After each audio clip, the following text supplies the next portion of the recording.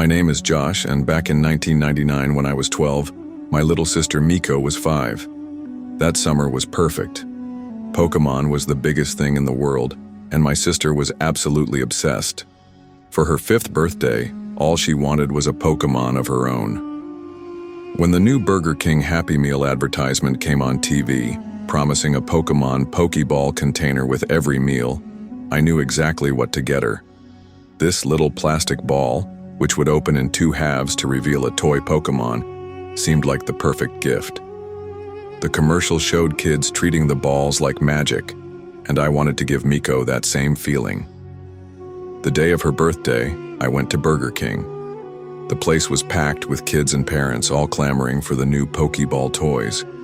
After what felt like an eternity, the cashier handed me my order.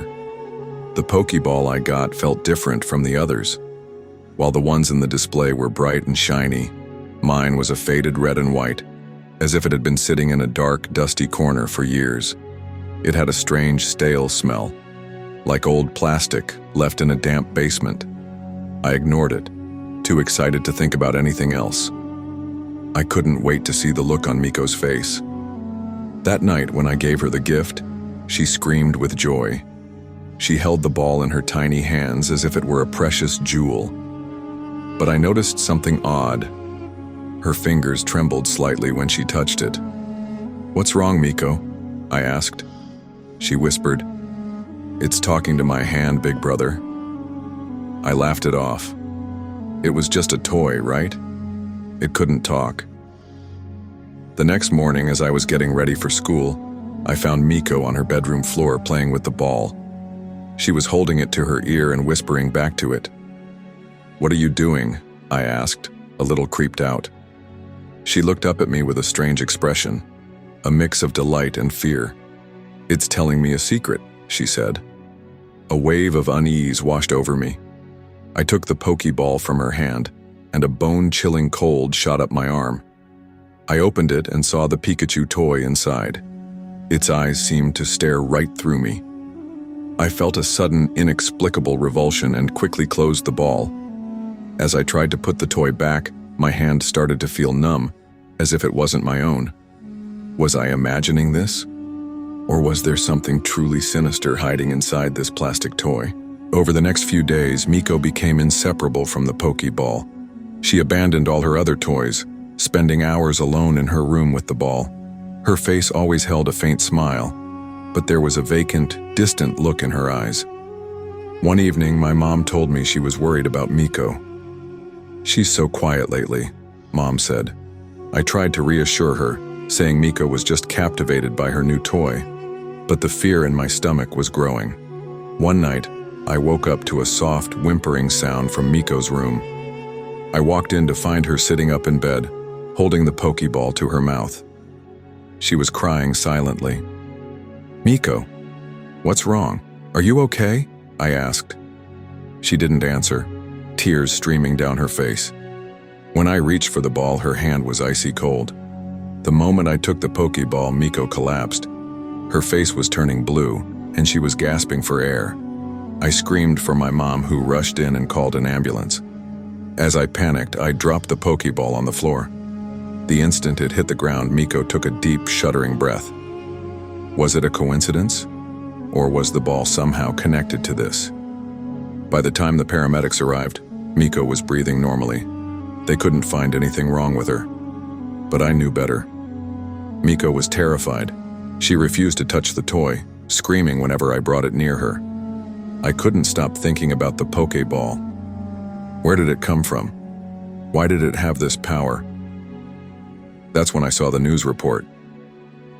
The TV anchor was talking about a string of horrible accidents involving the Burger King Pokeballs.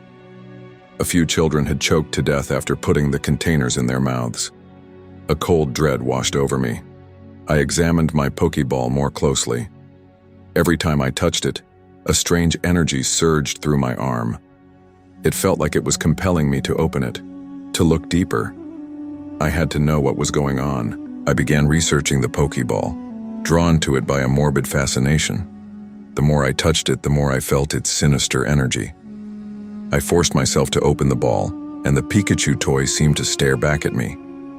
I pulled it out and noticed a bizarre, ancient-looking symbol etched on its belly. It was a symbol I didn't recognize, something dark and foreign.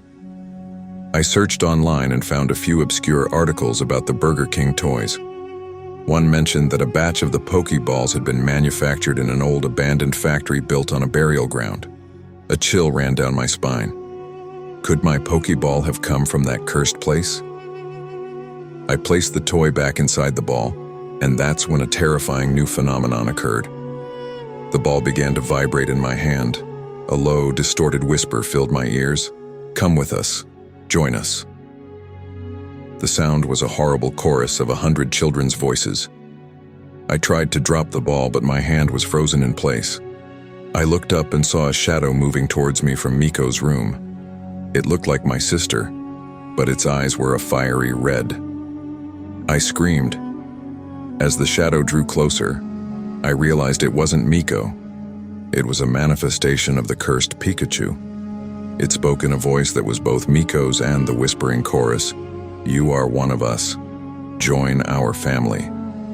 With every ounce of strength I had, I swung my arm and flung the Pokeball across the room. It shattered against the wall, and the cursed Pikachu toy inside broke into a dozen pieces. As it did, Miko came running out of her room, her eyes wide, but the terror was gone. Her smile was back, and it was her own. The next day, I gathered all the Pokeballs I could find and burned them, scattering the ashes into the river. I knew these toys were more than just a choking hazard. They were conduits for a supernatural curse. The Burger King recall wasn't just a safety measure, it was an exorcism on a national scale. I had fought the curse and won, but I still hear that whispering chorus in my nightmares.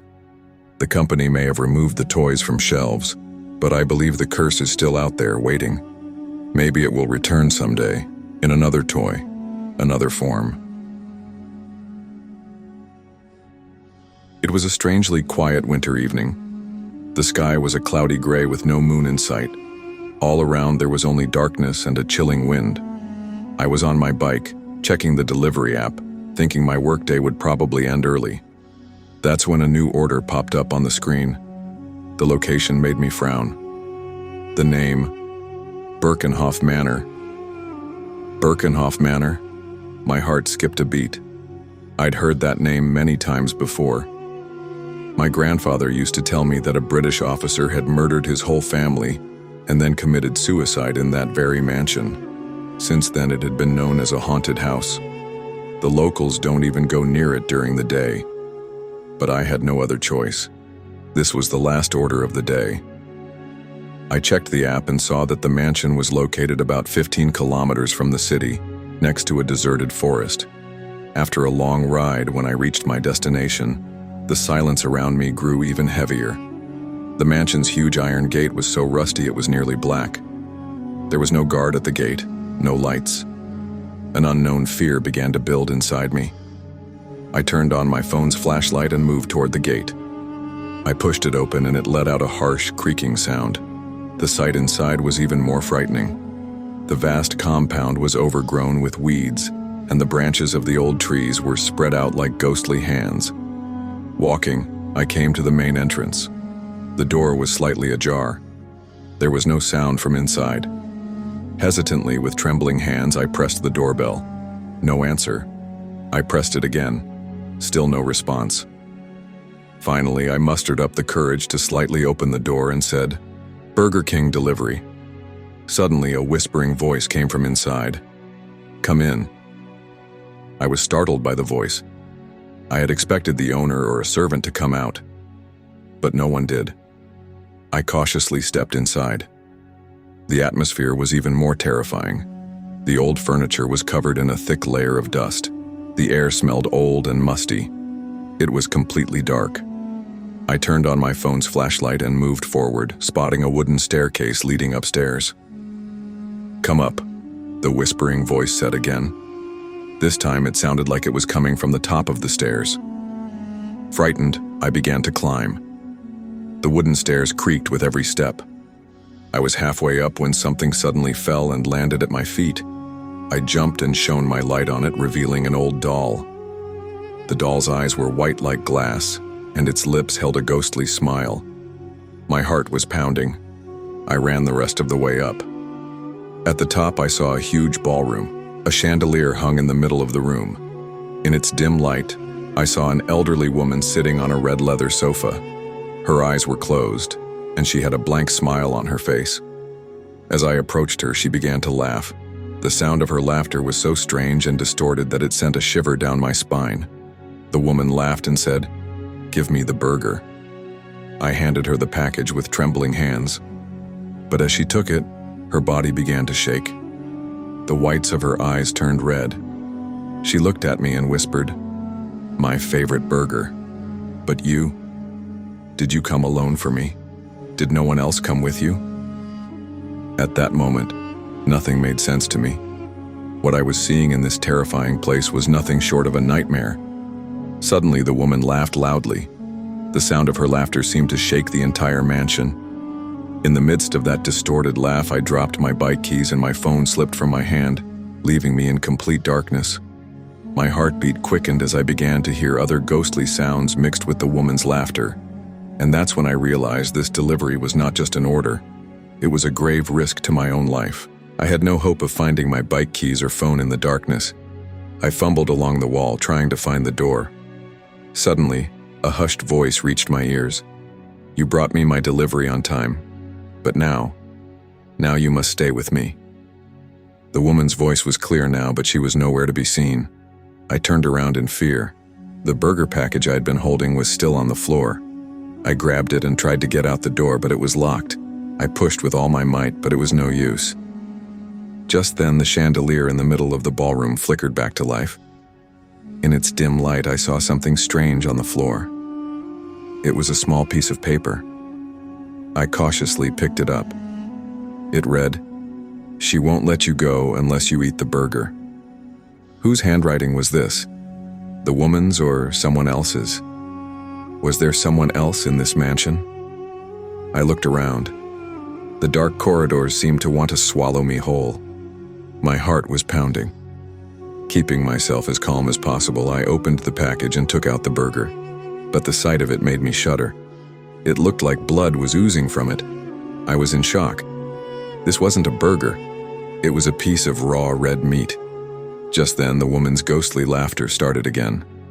The laughter seemed to circle around me, echoing off the walls. "My burger. Eat it." I held the burger in my hand, trembling. I knew this was no ordinary burger. A terrible secret was hidden inside it. But now I had two options. Either I eat this terrifying thing, or I get trapped in this mansion forever. A sense of panic washed over me. What should I do? Suddenly, my eyes fell on an old portrait at the end of the corridor. I was shocked to see it. It looked exactly like me, but the clothes were different. It was a picture of a delivery rider. Below the portrait, it read, "Delivery rider, John Smith, 1876. Why was this picture here? And why did the person in the portrait look just like me? Did that mean other such incidents had happened before? Had another delivery rider just like me come here? Was he trapped in this mansion? And what about that woman? In the middle of my thoughts, a voice came from the portrait. "Don't you dare! Don't eat it!" I turned around. I couldn't see anyone. Now, not only the woman's laughter, but the whispers of many other people filled the air. It felt like the souls of everyone in the mansion were speaking through the walls. "Eat it! Eat it! Don't you dare eat it!" The voices around me were driving me crazy. The burger in my hand seemed to come to life.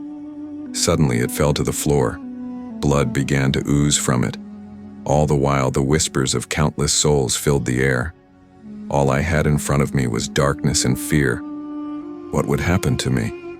Would I be able to escape this mysterious trap? Or would I, too, become another resident of this mansion just like the man in the portrait? The moment the burger hit the floor, a blinding flash of light erupted in the middle of the ballroom. A strange, distorted face appeared from the blood that was oozing out of the burger. It was laughing at me. The woman's laugh and all the other whispers vanished.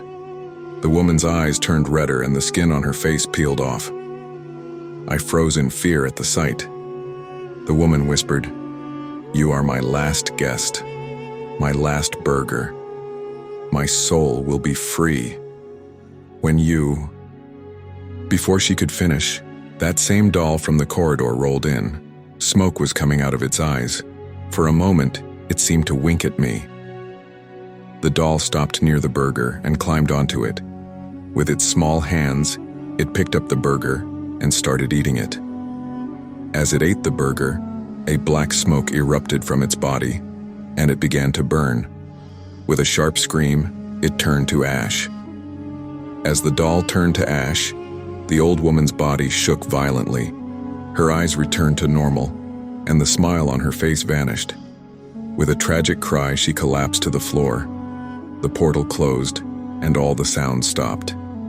Silence returned to the dark mansion. I looked around, dumbfounded. My phone and bike keys were both on the floor. I picked them up. I turned on my phone and saw that the order hadn't been marked as delivered on the app yet. I quickly clicked the option to mark it as delivered. Immediately, a message popped up. Delivery complete. Thank you, Rayhan.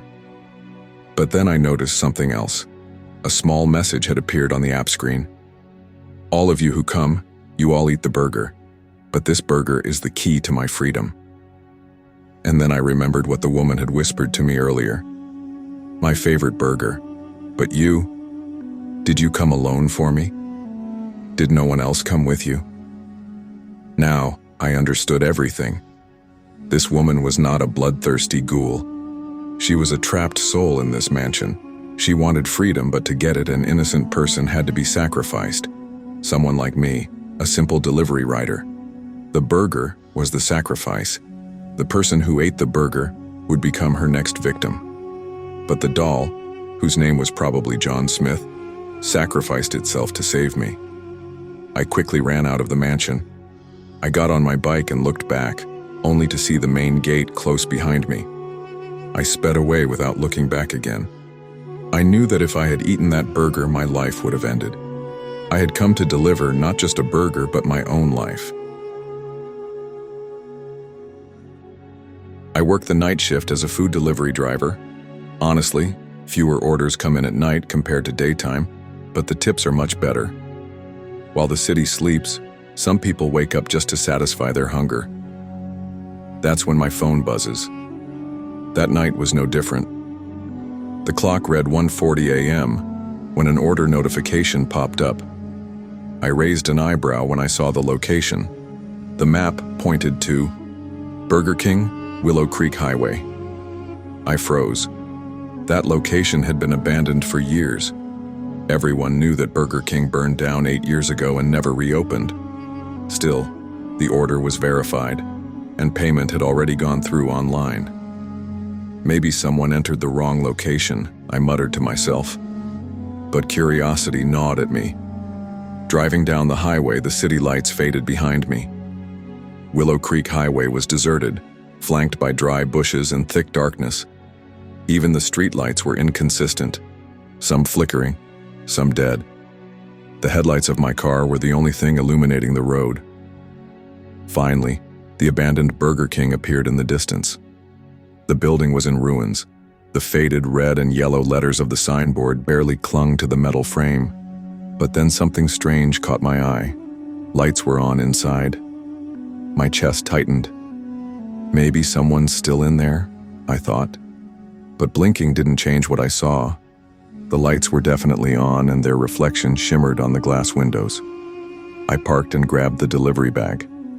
That's when my phone buzzed again. Delivery location confirmed, come to the window. My heart skipped a beat. Who was sending this? Usually the app only shows the address. It doesn't give instructions like, come to the window. Trepidation tugged at me, but I cautiously approached. The shutter was halfway down, rusted and aged, but the middle window was eerily clear, as if someone had polished it recently.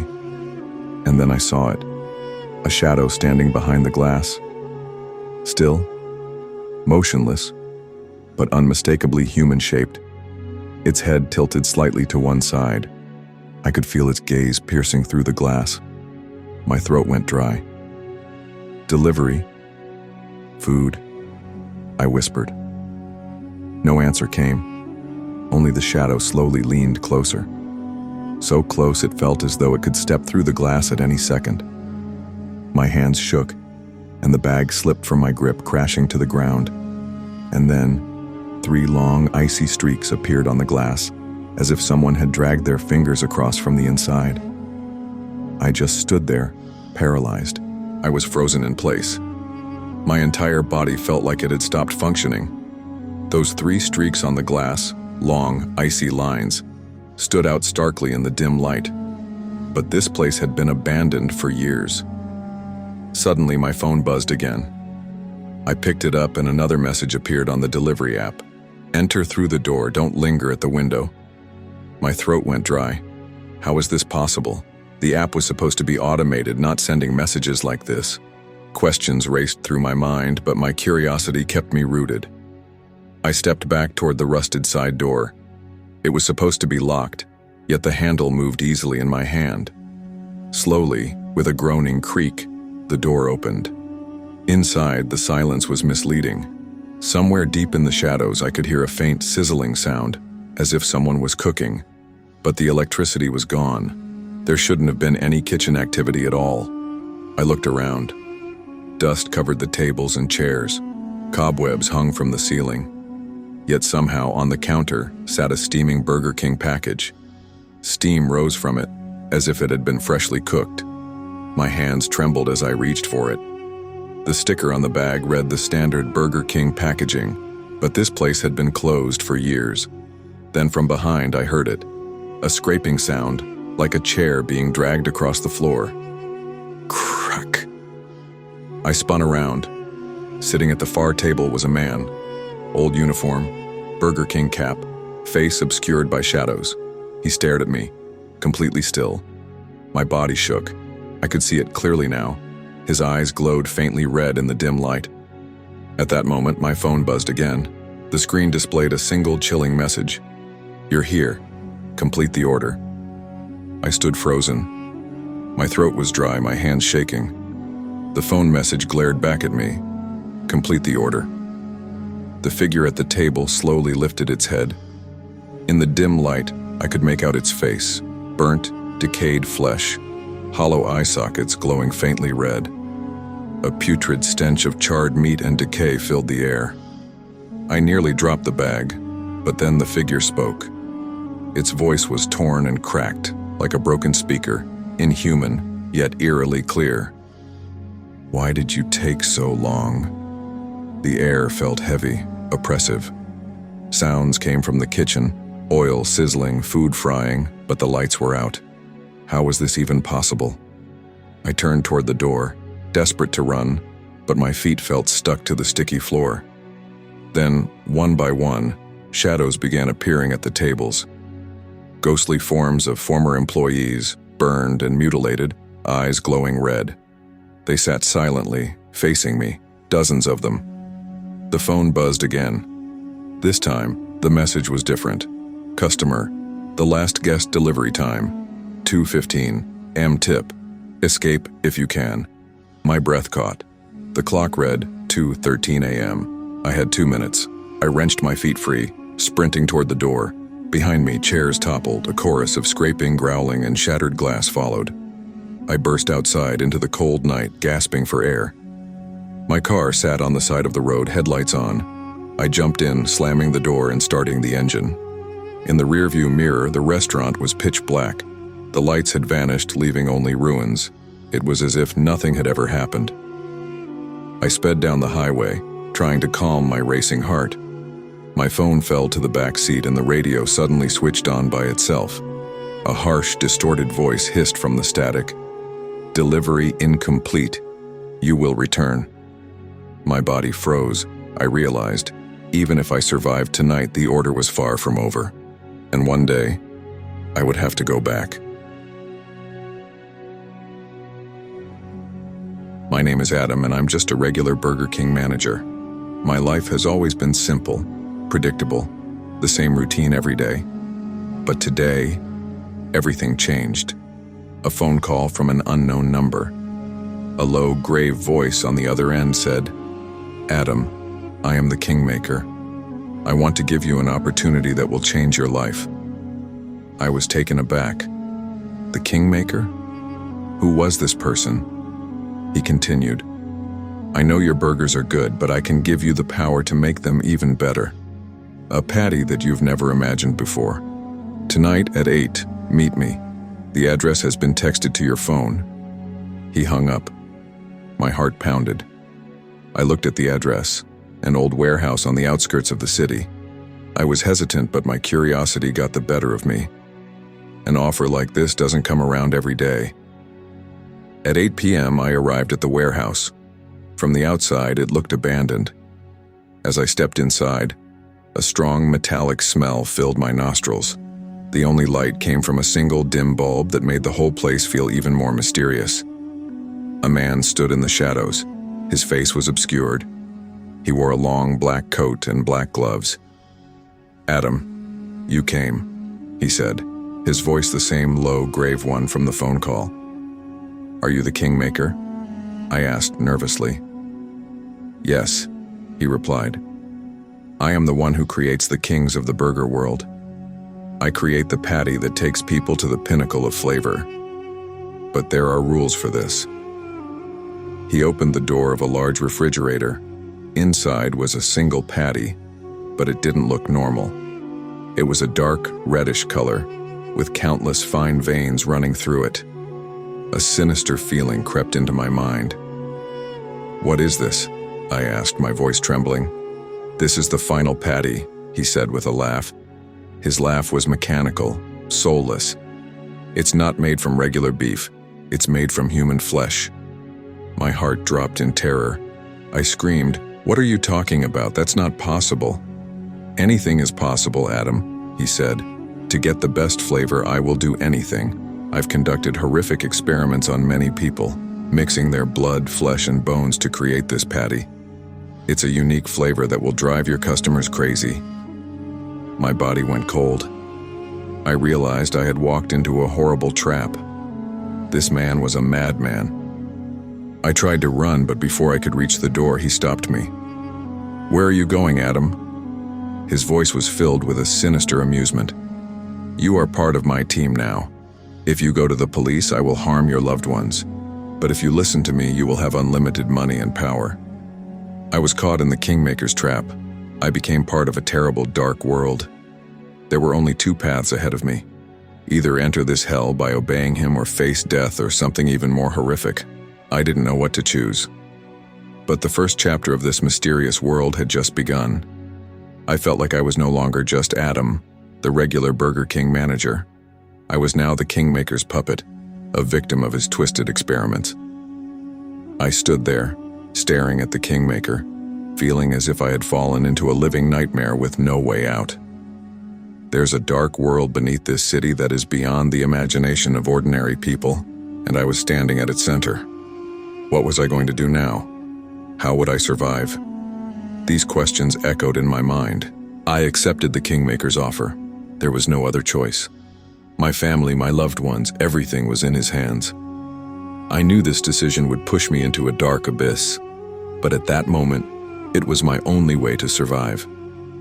The Kingmaker handed me a patty from a black bag. It was the same dark reddish color, full of veins. "Take this," he said, "and tomorrow, begin your new life." I took the patty with trembling hands. It felt like a piece of human flesh. As I walked out of the warehouse toward my car, the surrounding silence seemed to swallow me whole. Sitting in my car, I looked at the patty. It had a strange, sweet smell that only increased my fear. The next morning, I returned to my Burger King store. I started my day as usual, but my mind was elsewhere. I was thinking about the Kingmaker's words. How did he hunt people, and how did he make patties from their flesh? These thoughts made me restless. The most difficult task of my life was to make a burger with this patty. I placed it on the grill with the other burgers. A strange drop of blood oozed out of it, unlike anything from regular beef. I finished making the burger. It looked normal, but I knew the secret ingredient inside. The first customer arrived, a young man, probably a college student.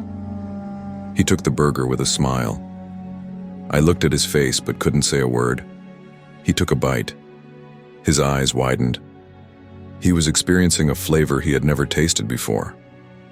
He finished the burger and looked at me, saying, "Adam, what is this? I've never had a more delicious burger in my life." His words created a mix of feelings inside me. On one hand, I had done my job, but on the other, I was part of a horrific crime. I made many more burgers like this all day. All the customers had the same reaction.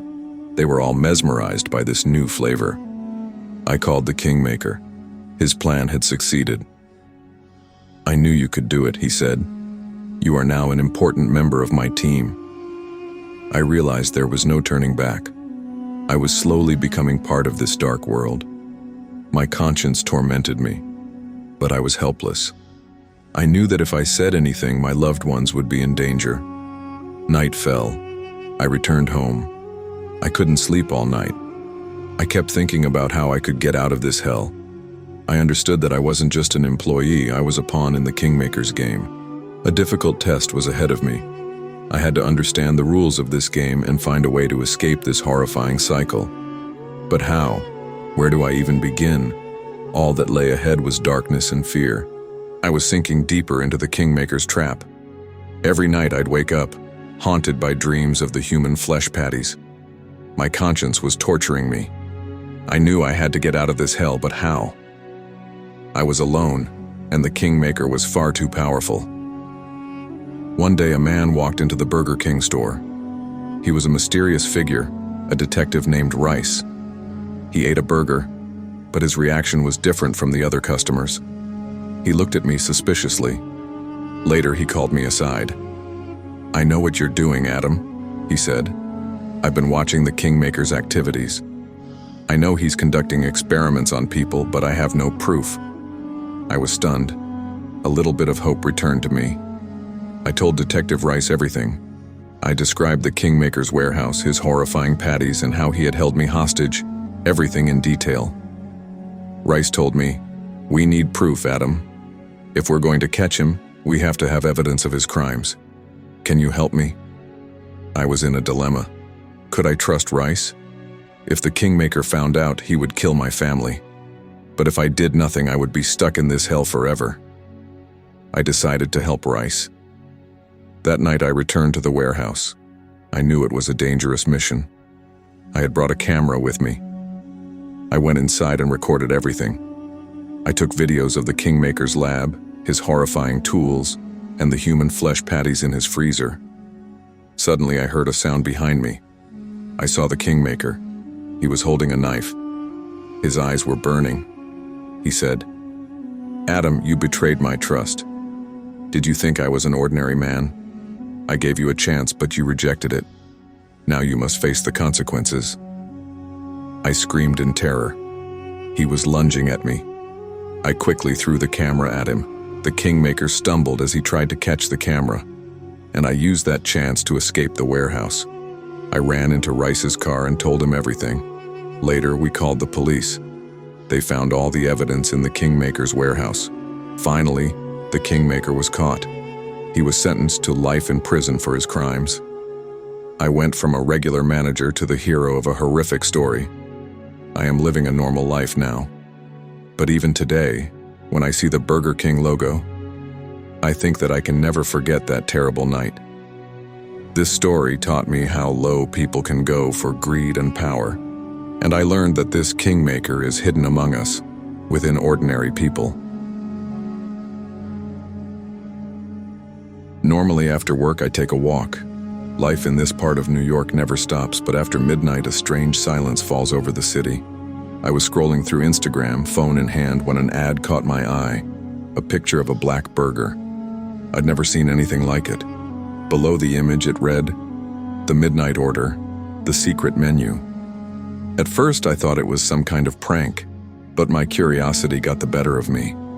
I opened the Burger King app. Usually there are no delivery options this late, but today there was. The app's interface had changed. The usual red and white theme was replaced with black and charcoal. Scrolling down, I found a new category called the Shadow Menu. Clicking on it revealed a single item. the Nisco burger. The burger in the picture looked incredible, but its pure black color was unsettling. I couldn't tell what was in it. The description simply read, "The Silent Request." The price was also strange, $13.66. It felt like a bad omen. Still, for some reason, I couldn't stop myself. My friend John always called me reckless, but this wasn't recklessness. It was a strange pull, as if an unseen force was compelling me to place the order. My phone vibrated violently. A message popped up. "Confirm your address." I hadn't typed anything, but my apartment address was already there. Another message appeared. "Your request has been accepted. Please wait." This was not a normal Burger King app. An unsettling feeling of fear began to build inside me. My mind screamed, "Cancel the order!" But I couldn't. My hands felt numb. Then another message arrived. "Delivery Executive Raven." The picture didn't load. Only a black icon appeared. I told myself that Raven wasn't a real person, just an automated process. But a moment later, I saw on the map that the delivery executive was moving toward me. Their icon wasn't human-shaped, it looked like a black bird feather. And their speed was unnaturally fast, as if they were floating through the air rather than traveling by bike or car. I peered out my window but saw nothing. The streets were dark, lit only by the lonely glow of the streetlights. Soon a notification appeared on the app. "The delivery executive is at your building." I rushed to the door and went outside. A black motorcycle was parked below, but no one was on it. A black bag with the Burger King logo sat on the seat. My body went cold with fear. I cautiously opened the bag and saw a burger box inside. And strange smell filled the air, burnt meat and some unknown spices. The burger was completely black, like a lump of coal. My hands trembled. As I picked up the burger and turned to go back inside, a black feather fell at my feet. I screamed in terror. I looked around, but there was no one. The bike was gone too. Only the darkness and silence remained. I hurried back inside and locked the door behind me, my heart pounding in my chest. I felt like I was trapped in a nightmare. I placed the burger on the table. Written on the bun were the words, "No return." This sign warned me not to eat the burger, but the burger seemed to be calling me, an invisible force compelling me. I picked it up and, with a shudder, took a bite. The taste was as strange as its appearance, as if the burger was absorbing all my fear and nightmares. The first bite of the burger sent a jolt through my brain. The meat, the bun, and the weird sauce. Everything combined in an explosion of strange flavor. It was not a familiar taste, but it felt as if hundreds of old memories flashed before me in an instant. After eating the burger, I felt all my fears and anxieties vanish. A strange calm washed over me. I finished the rest of it and felt it was the best burger I had ever eaten. But this piece was short-lived. Suddenly, my phone rang. An unknown number appeared on the screen. I answered, and a mechanical voice on the other end said, "How was the burger?" Terrified, I hung up.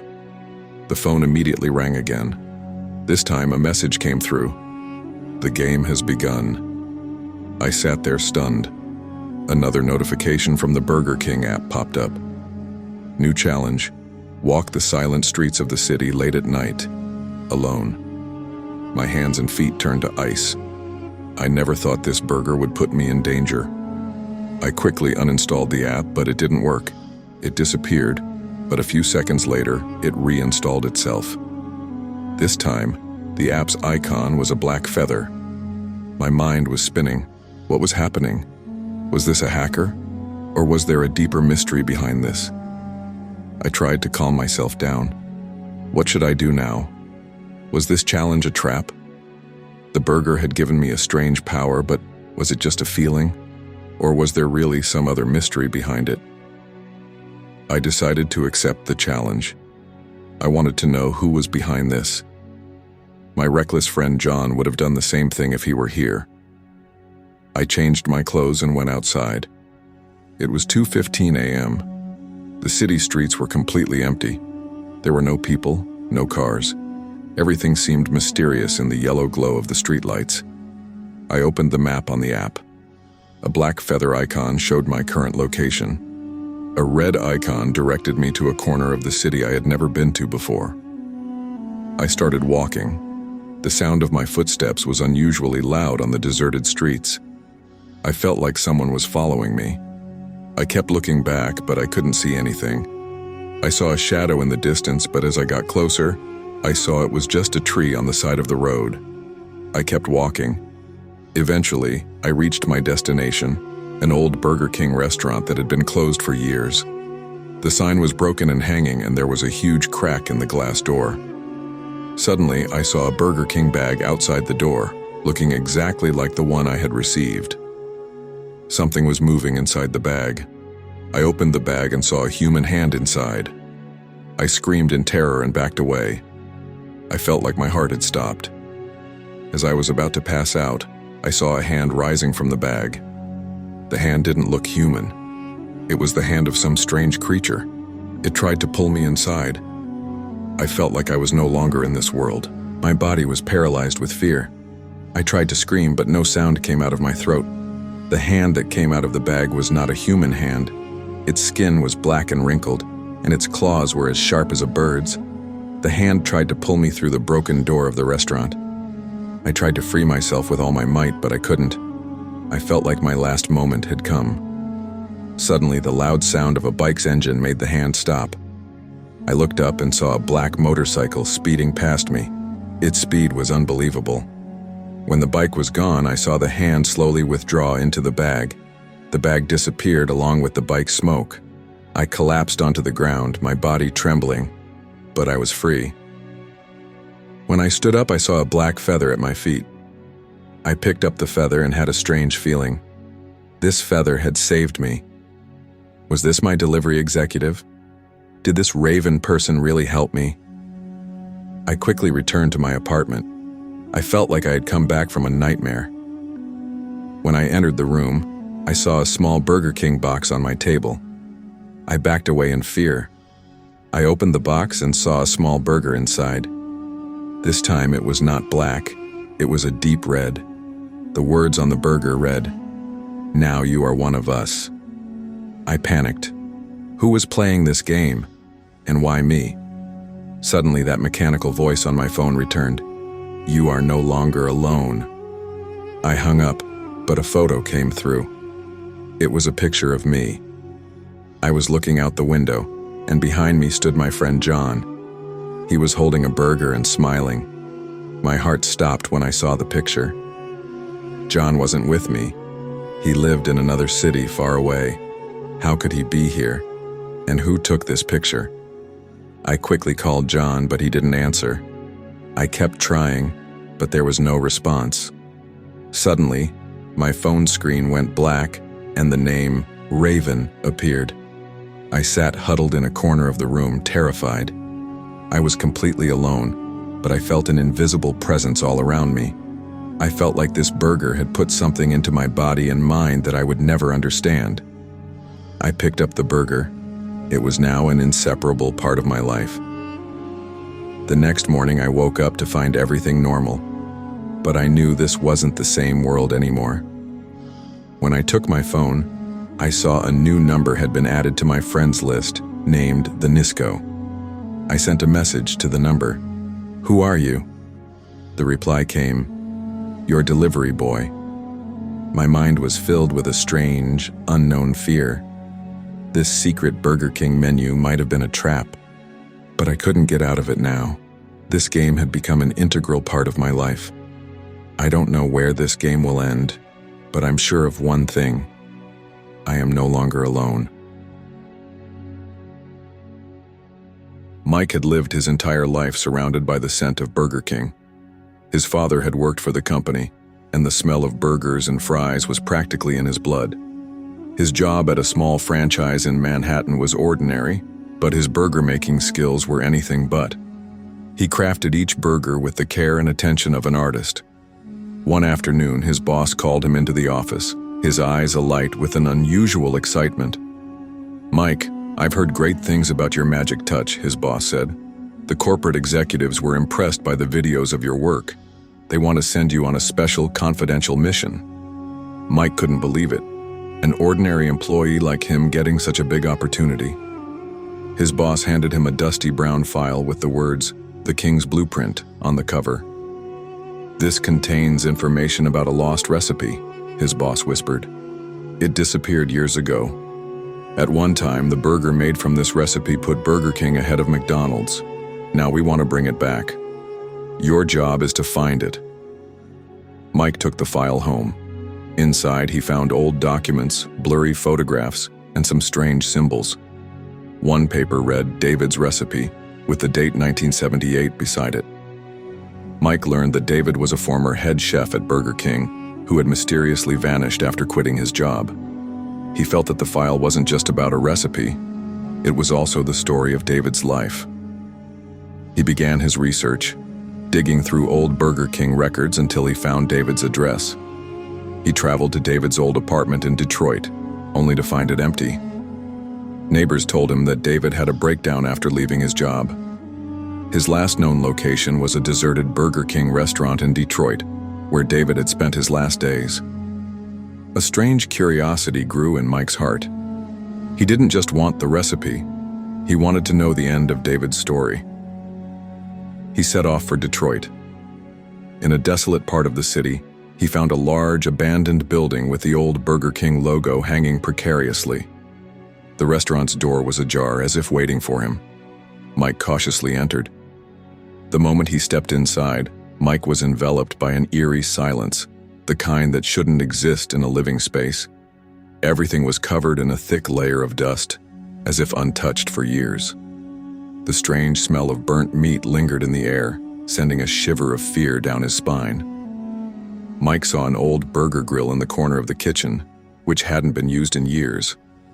Suddenly, a light above the grill flickered on, and a burnt piece of meat rolled off it and landed at his feet. Mike's heart began to race. Mike froze in fear. He turned on his phone's flashlight and saw black smoke rising from the grill. He felt this was more than just a malfunction. It was a sign. He realized that this abandoned restaurant held not just the memory of David, but his lingering presence as well. He began to search the restaurant more deeply. He walked toward the cashier's counter and saw a computer suddenly turn on. The old Burger King logo appeared on the screen, and beneath it, a message. "You will find the recipe, but you will have to pay the price." When Mike turned to look behind him, he saw a faint black shadow moving rapidly through the kitchen. He couldn't make out the face, but its eyes glowed in the darkness. Mike realized it was David's spirit. David was trying to scare him away from the recipe, but Mike wouldn't give up. He felt that this fear was a test. David was testing how determined he was to find the recipe. Just then, a car pulled up outside the restaurant. A handsome man stepped out, holding a McDonald's bag. The man's name was Rick, a senior manager at McDonald's known for his ruthless tactics. Rick was surprised to see Mike. "Mike, what are you doing here?" Rick asked, a sly smile on his face. Mike realized Rick was also here for the recipe. He tried to ignore him, but Rick wouldn't let him go. "I know what you're looking for," Rick said. "I'm going to take that recipe." A silent rivalry began between Mike and Rick. Both began to search the restaurant. Mike meticulously checked every corner, every old box, and every shelf. Rick just rushed through his search, his eyes filled with the greed of getting the recipe. Mike felt that Rick just wanted to steal the recipe, but he didn't respect David's story. Suddenly, Mike discovered a small hidden room behind an old refrigerator in the kitchen.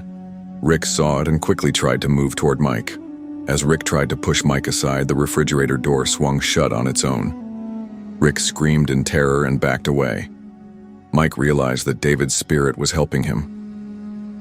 Mike slowly entered the secret room. It was dark, but a small light was glowing.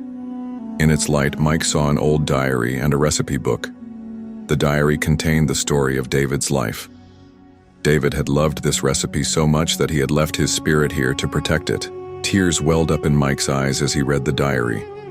David had written, "When the company focused on profit and gains, they forgot the true beauty and honor of the recipe. I hid this recipe because I didn't want it to fall into the wrong hands. I didn't want the burgers I made to become just another product. Mike opened the recipe book. It didn't just contain a list of ingredients. It described how to mix them at the right temperature and with the right state of mind. It was a philosophy, an art, not just a recipe. Mike felt that this recipe would not only bring back Burger King's lost glory, but also its ethics. Just then, Rick somehow managed to get inside the secret room. He tried to snatch the recipe book from Mike. A struggle ensued between the two, a fight not just for a recipe but for two different ideals. One wanted profit, and the other wanted values. During the struggle, Rick touched a grill. A fierce flame erupted from the grill and Rick's hand got burned. Rick screamed in agony and backed away. Mike knew that David's spirit was protecting him. Rick fled the restaurant in fear. Mike slowly walked out of the restaurant clutching the recipe book. For a moment, he looked back and saw David's shadow standing in the kitchen doorway. His glowing eyes were now calm. David's spirit seemed to be thanking him. Mike felt a weight lift from his shoulders. He returned to New York and handed the recipe to the executives. But before he did, he set a condition.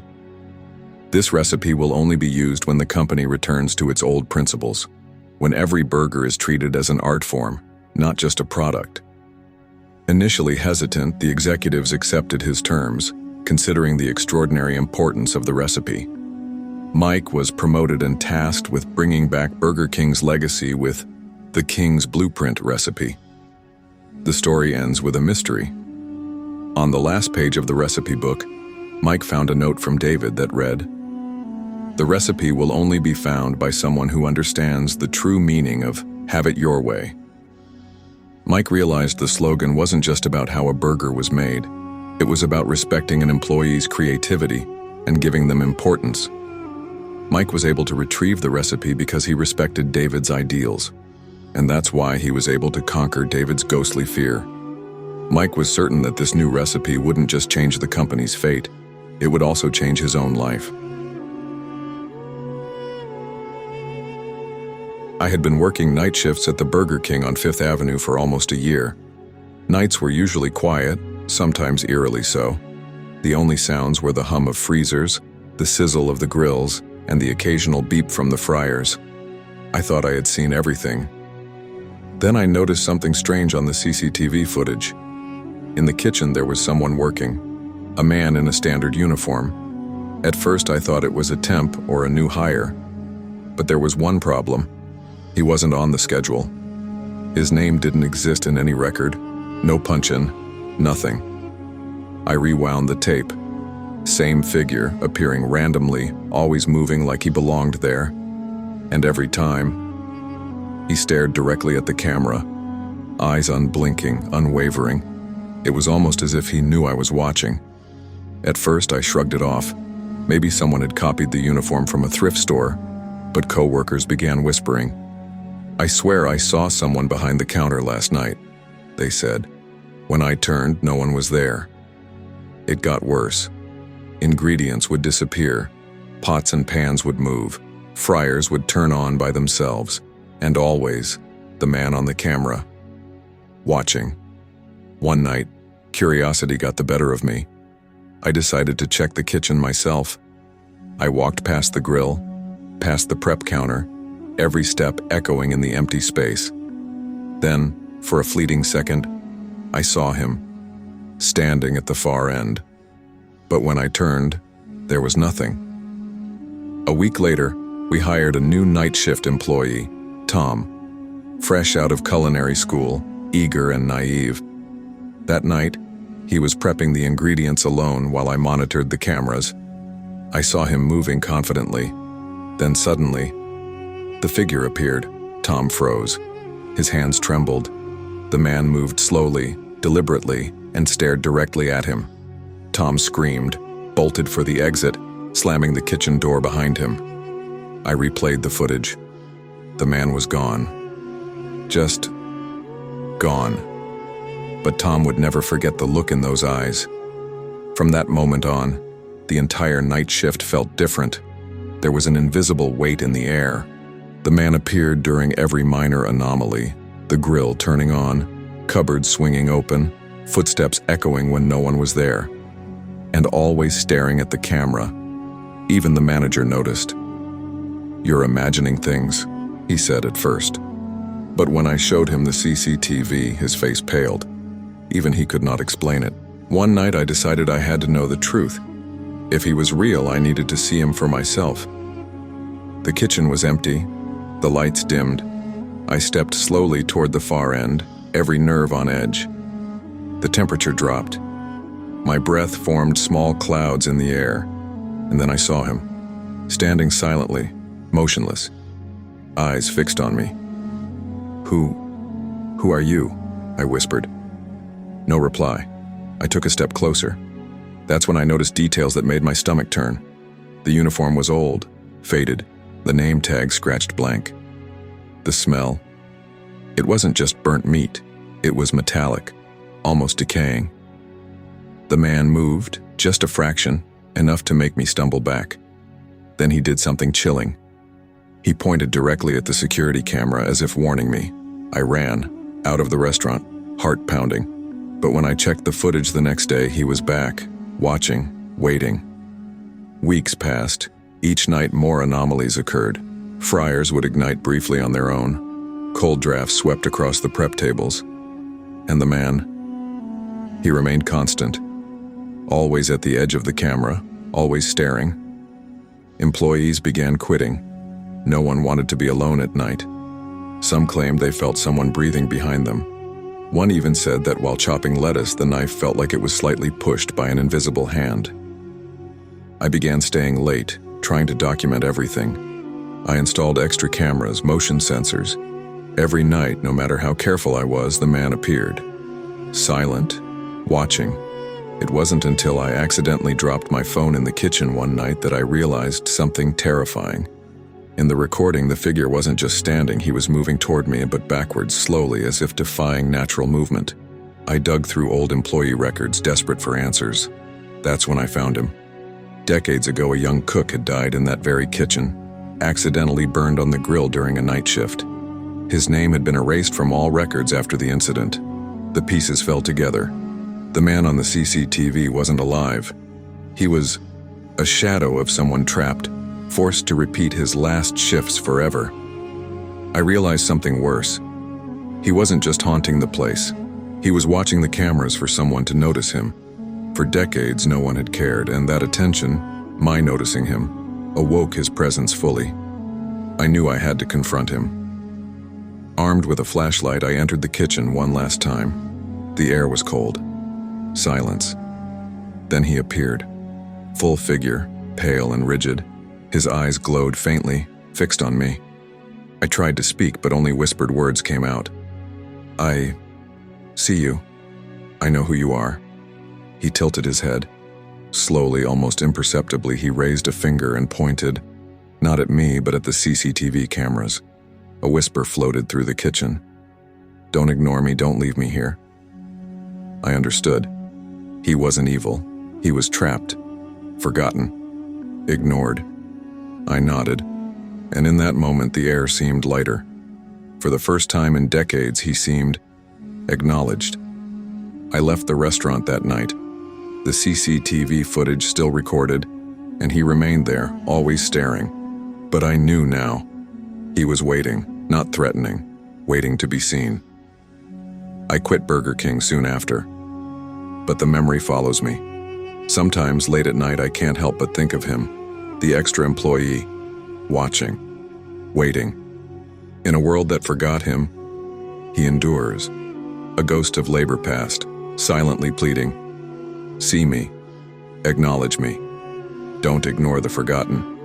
And if you ever work at that Burger King, if you ever see him on the monitor, don't turn away. He's always watching, always waiting,